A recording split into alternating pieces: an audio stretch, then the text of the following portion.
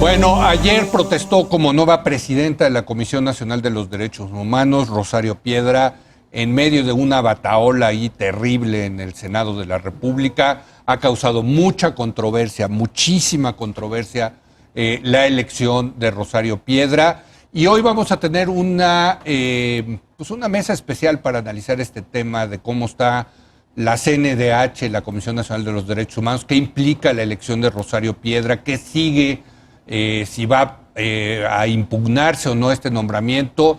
Vamos a tener esta mesa con activistas como Alberto Atié, quien ha estado ya con nosotros. ¿Cómo estás, Alberto? Muy buenas noches. Agradecido por el espacio. Michelle Williams. Michelle, ¿cómo estás? ¿Qué tal? Muy buenas noches. Y el abogado Santiago Corcuera. ¿Cómo estás, Santiago? Muy buenas noches. Hay que decir que tanto Alberto como Michael, ¿sí? Chamberlain. ¿Sí? Michael. Exacto.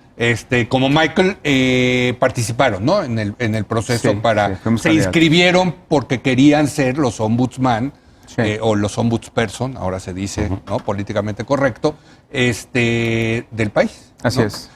Ahora, ¿qué pasó, Alberto? A ver, empecemos contigo.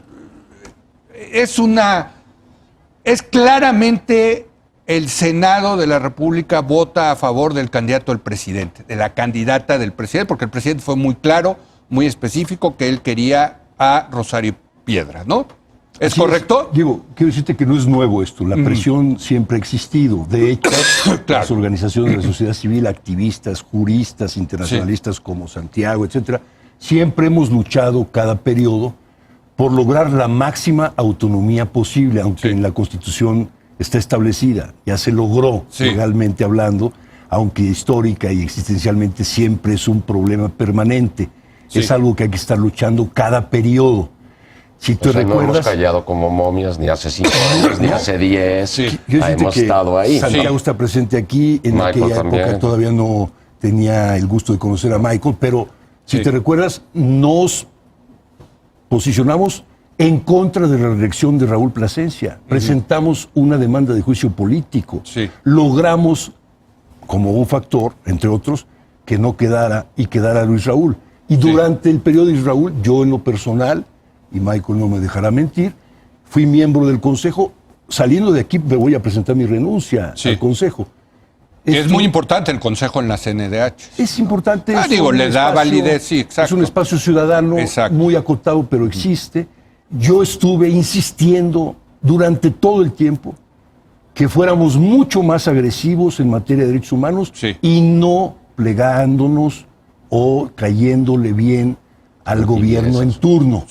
Lo estuve diciendo hasta que dejé de asistir. Dejé de asistir. De plan. Saliendo de aquí presento mi renuncia. Este acto de ayer que tú mencionaste como terrible es el extremo de lo mismo.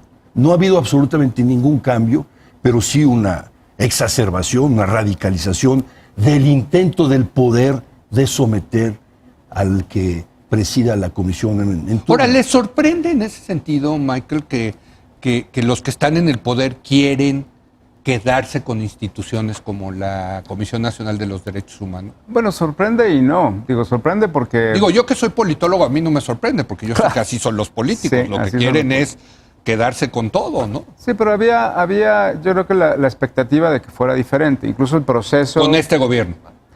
Con este gobierno y particularmente con este Senado. Es decir, empezó habiendo un proceso en donde se estaban discutiendo los perfiles. Y se estaba tratando de construir un dictamen a partir de revisar los méritos de los 57 candidatos. Su perfil, su conocimiento, su propuesta, su comparecencia. Y de repente eso fue atacado por la Junta de Coordinación Política. O sea, nos descarriló el proceso totalmente para imponer una terna. Hay que decir, no solamente es Rosario, es la terna, ¿no? Peinbert, Orozco y Rosario. Y ellos aceptaron esa imposición y jugaron con esas reglas. Y jugaron todos los partidos con esas reglas que rompieron el proceso, ¿no? O sea, lo que pasó... Cuando dices es que rompieron el proceso, ¿a qué te refieres? A eso, que veníamos...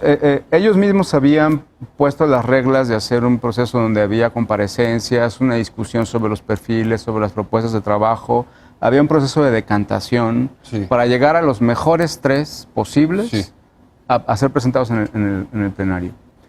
Y la Junta de Coordinación Política rompe ese proceso Y dice, y manda este dictamen que tiene un doble problema. Manda una terna Sí. impuesta, por supuesto, a modo de los poderes, y por otro lado, un procedimiento de elección que es violatorio de la ley de la Comisión Nacional de Derechos Humanos. O sea, es una imposición por la fuerza que lleva a violar la ley, ¿no? Simplemente porque pueden hacerlo, ¿no? Pues, pero otra vez, pues, a ver, Santiago, pues así son, mano, ¿no? Digo, lo que pasa es que yo sé que estos prometieron que iban a ser diferentes, pero pues yo ya los vi un año y a mí me parece que son igualitos, ¿no? O sea, si tú te puedes quedar con la comisión, te quedas con la comisión y metes a tu comadre, en este caso, una ex militante de Morena, muy claramente cercana al presidente López Obrador y a las fuerzas de Morena, al partido gobernante. Pues, ¿por qué no? ¿No sirve para eso el poder? Bueno, estoy de acuerdo. ¿O no? Estoy de acuerdo en que quien detenta el poder quiere ejercerlo, quiere usarlo y quiere incluso influir en procesos en donde no debería de participar. O sea, en tiempos de la presidencia de la doctora Mireya Rocati, que fue una gestión que desde aquellos entonces no callamos como momias y nos dedicamos a señalar el lacayismo que esa señora tenía por su cercanía con el Grupo Atacumulco, con el señor secretario de Gobernación de aquel entonces, que era Emilio Choefet Chemor, en un ambiente de tremenda persecución a los activistas de derechos humanos, amenazas de muerte a algunos. Estamos hablando de los 90s, el zapatismo, la guerra de baja intensidad de Zedillo en contra de los grupos rebeldes en el sureste de México, y la señora con una actitud de servilismo a su amigo Emilio Choefet. Y entonces se impulsó desde la sociedad civil y la academia la reforma constitucional del artículo 102B para que el presidente de la República no propusiera al titular o al posible o a la persona posiblemente titular al Senado para que éste ratificara, como sucede con la Procuraduría, antes la Procuraduría General de la República, o con los ministros de la Corte. Siempre hemos dicho, el presidente no debe de tener la posibilidad ni siquiera de proponer, porque entonces la persona propuesta ya de algún modo le debe un favor. Hombre, gracias que me propusiste, porque si no me hubieras propuesto tú, no hubiera podido yo llegar al Senado. Se quitó eso. Sí, pero no sirvió esa reforma. Pero, sin embargo, volvemos a lo mismo. Tenemos una garantía orgánica y legal de independencia e imparcialidad, pero en los hechos, el Poder Ejecutivo sigue tratando de influir y a veces las fracciones parlamentarias que pertenecen al mismo partido del que viene el Poder Ejecutivo se doblegan a los deseos y designios del Poder Ejecutivo y se rompe no solamente el espíritu, sino la letra de lo que tanto trabajo costó en la reforma del 102B, que sería de 1996 o 97. Ahora, déjenme preguntarle, antes de entrar a lo que a mí me parece lo más escandaloso, que es cómo hubo ahí cosas muy raras en la votación para elegir a Rosario Piedra, déjenme preguntarles, pues una pregunta, pues hasta les va a sonar muy básica, pero ¿por qué, Alberto, el gobierno quiere controlar a la Comisión Nacional de los Derechos? ¿Por qué? Porque es un contrapeso, ¿no? En términos, sí es un contrapeso. Sí, en términos... O sea, sí tiene mucho poder la CNDH como para decir, hombre, nos las quedamos y ¿por qué? Mira, si me lo permites, yo aludo un poco a la historia de nuestro país, porque valdría la pena, y tú lo sabes bien, que nosotros venimos de un modelo extremadamente autoritario de poder en el gobierno. Y de falta de los respetos de los derechos humanos. A partir de los 60, precisamente, y yo diría del 68, rindiendo reconocimiento y memoria a estas luchas históricas, no muy claras, no sistematizadas, la lucha va en contra de la presencia del poder en las autonomías estudiantiles, la lucha en contra del autoritarismo en las universidades, la lucha en contra del control del poder hegemónico por parte de un partido con un presidente. Ahí ese es el origen. Y vienen los procesos de autonomización, de independencia, de presencia de la sociedad civil, de presencia de personas conocedoras independientes que digan, eso no lo queremos. Se llama democratizar el país de México, que ha sido un verdadero problema. Bueno, y gravísimo. fue Salinas el que hizo la Comisión Nacional de los Derechos Humanos. Y antes está la reforma de Reyes como un Heroles, órgano dependiente como de un la órgano Secretaría de Gobernación. Exacto. Y luego empezó la lucha a arrancarle literalmente así, arrancarle al presidente de la República la institución, y pues luego se constitucionaliza. Luego, pero ahí decía, luego la ley orgánica decía que el presidente puede, y luego arrancamos eso, y luego nos fue de la...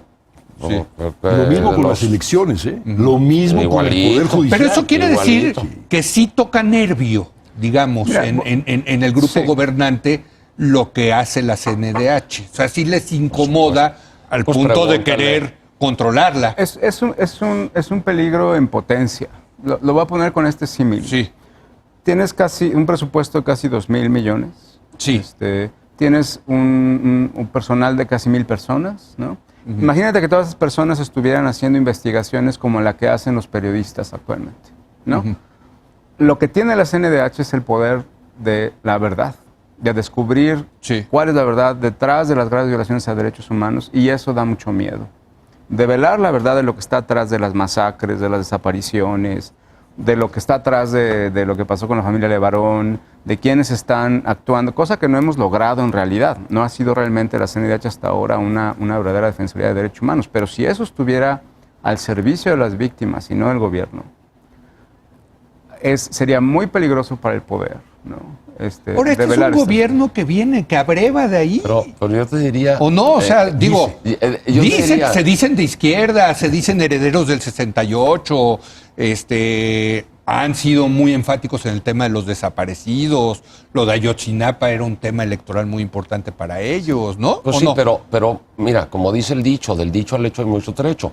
Mencionas desaparecidos, van 2 veces que públicamente promete este gobierno que va a reconocer la competencia del Comité de Desapariciones Forzadas de la ONU. Lo hizo en febrero, lo hizo el 30 de agosto, Día Internacional de los Desaparecidos, públicamente, instruyó a la Secretaría de Relaciones Exteriores para que hiciera lo necesario para el reconocimiento de su comité, y estamos a cuánto, a casi 15 de... ¿A qué estamos? Noviembre, y es la hora en que, pues, eso de que las promesas se cumplen parece que no es verdad. O sea, ya se acomodaron y ya, pues ya están en el poder. O sea, las promesas, lo que me están diciendo es la típica de una cosa es... son cumplimientos. Exacto, una cosa es ser borracho y otra cantinero, ¿no? Ya andan de cantineros y ya... Y que del dicho al hecho hay mucho trecho. Sí. Por eso mismo, más que nunca, Leonardo, la lucha debe continuar. Por supuesto que sin violencia. Déjame hago una pausa. ¿Y qué significa que la lucha tiene que continuar? Regresamos en un momento más. Bueno, estamos teniendo una mesa especial para analizar la nueva presidenta de la Comisión Nacional de los Derechos Humanos, Rosario Piedra Ibarra. Hay que decirlo, hija de doña Rosario Ibarra de Piedra, quien durante muchos años, hay que decirlo, muchos años. Admirable la mujer. Pues tratando de saber qué pasó con su hijo, que murió o desapareció en la Guerra Sucia, en fin, eso le da credibilidad, desde luego, ¿no? Como hermana de un desaparecido dices, bueno, sí, ¿no? Es una persona que está involucrada directamente con un tema de derechos humanos. Pero yo creo que ahorita, más que ponernos a juzgar la trayectoria de Rosario Piedra, que tiene lo suyo y su dignidad y su trayectoria, más allá de sus filiaciones partidistas, yo creo que hay que insistir en lo que pasó ayer. No, a ver, déjame irme lo pasó, porque aquí sí, lo del escándalo de la votación. Por eso, todo el proceso que mancha terriblemente la designación de esa persona. O sea, tú imagínate en qué condiciones llega la titular de la Comisión Nacional de los Derechos Humanos a tomar posición del cargo después de los empujones y el batidillo que hicieron los senadores. Pero a ver, lo que dice la oposición es que les hicieron fraude, que quitaron 2 votos, que con esos 2 votos no hubiera tenido las 2/3 partes. Cuestión de matemáticas. Se han subido videos, Michael, donde se ve que efectivamente cuentan menos. Digo, esas cosas que dice, oye, perdón que lo diga así, de república bananera, ¿no? Sí. O sea, No, sí. Lo más terrible es que no hay un compromiso con la democracia, ¿no? Y esto lo han demostrado todos los partidos. Sí. Todos los partidos. Y hay un desprecio por el Estado de Derecho. Y yo digo, ese es el denominador común que hay en este país que genera la violencia que tenemos. La mala noticia que tenemos hoy es que el desprecio por el Estado de Derecho nos va a llevar a más violencia y no vamos a tener condiciones para enfrentarla. Lo de la votación de ayer es la imagen gráfica de lo que ha sido el proceso de selección ha sido escandaloso. O sea, es desde el epílogo principio. de un cochinero. Sí. No, totalmente. Así lo pondría. Sí.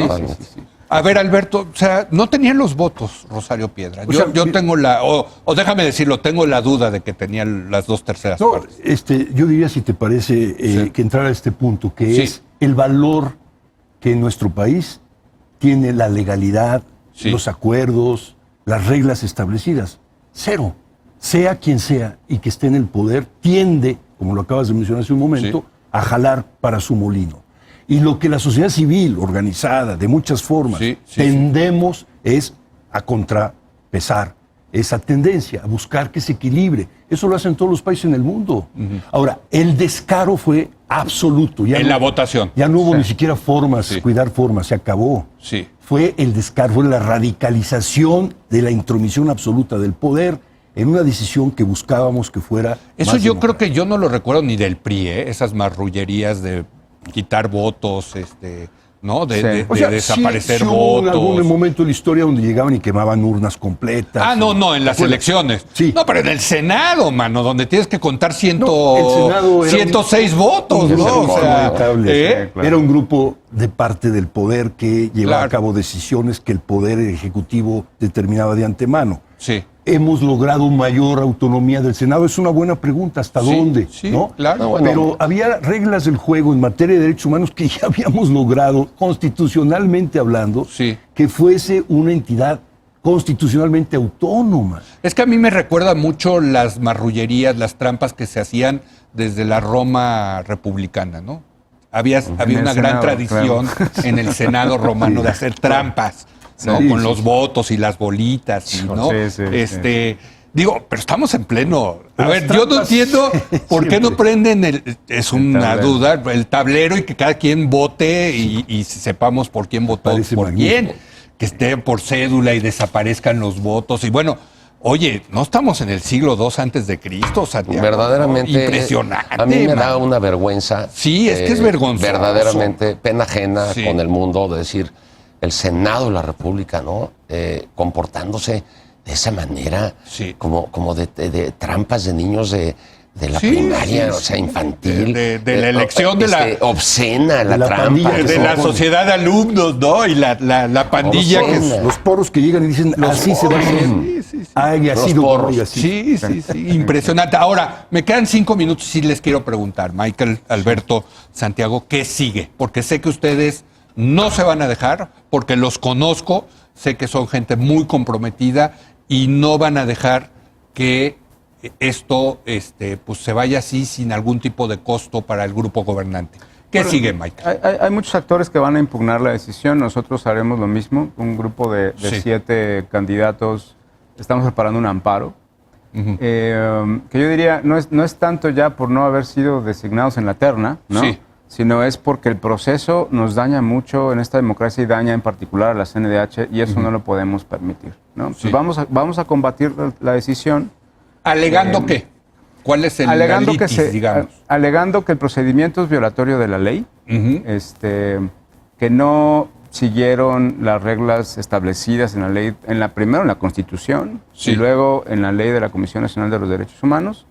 Y eso nos deja en la indefensión no solamente a los candidatos, sino a la misma institución frente a los abusos del Ni a poder. las víctimas. A ver, tú que eres el abogado, ¿puede prosperar esto? O sea, ¿cómo lo van a Va a ser una lucha legal muy difícil. Yo me he ¿Es ofrecido. vía amparo? Vía amparo.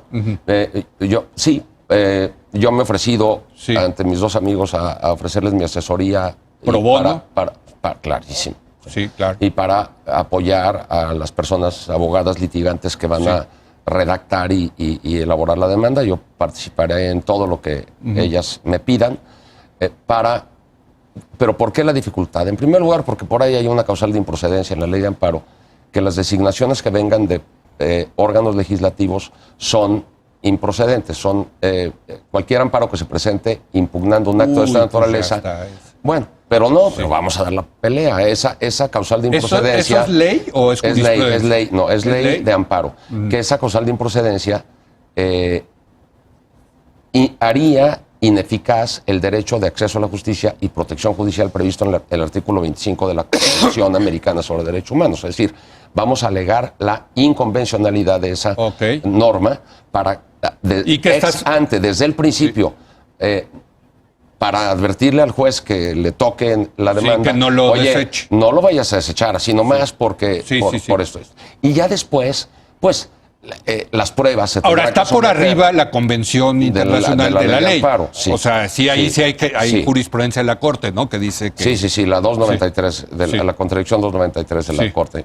Y además, después, los vicios de legalidad, presentando las pruebas de que en efecto fueron 116 y no 114, y que por una simple aritmética y regla de 3, pues no se obtuvieron las 2/3 partes. E insisto, aquí no es una cuestión, como dice Michael, de que no, porque yo quiero llegar. No. Esto es de veras por convicciones profundas.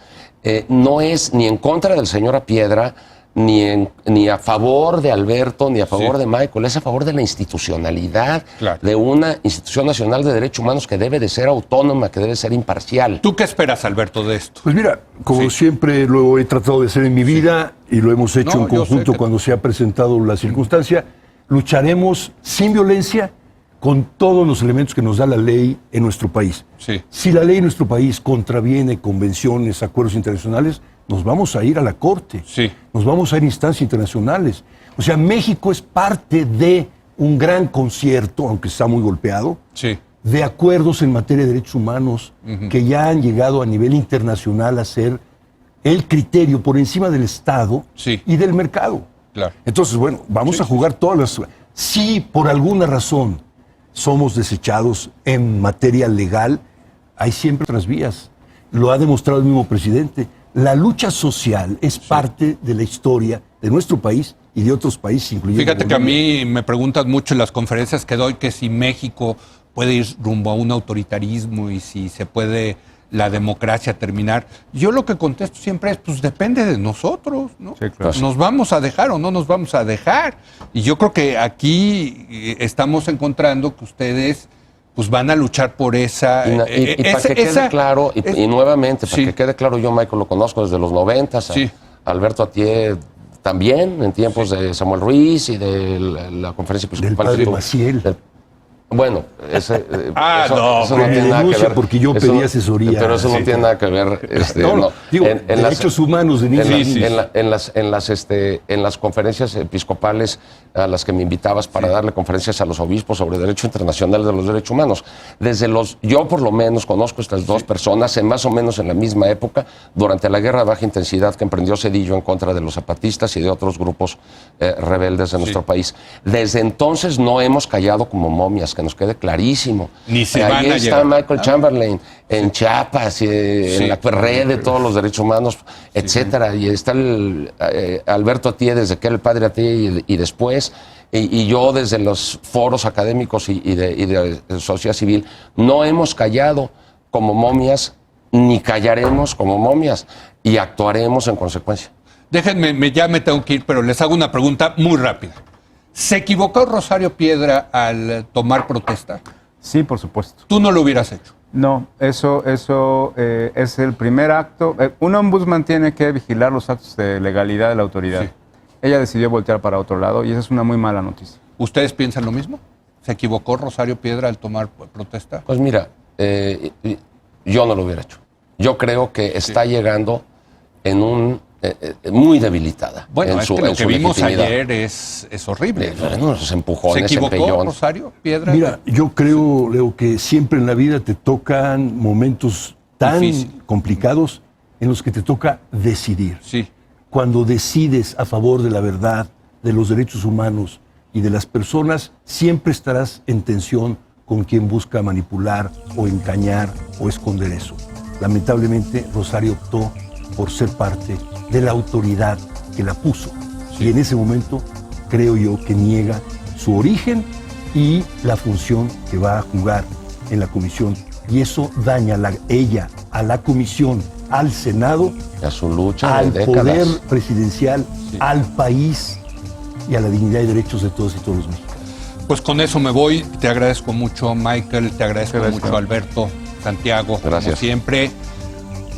Me voy optimista al verlos a ustedes. De verdad, no, es que yo sí creo que este país se ha hecho con gente como ustedes. Gracias, de verdad, y mucha suerte. Gracias a ustedes. Muy buenas noches.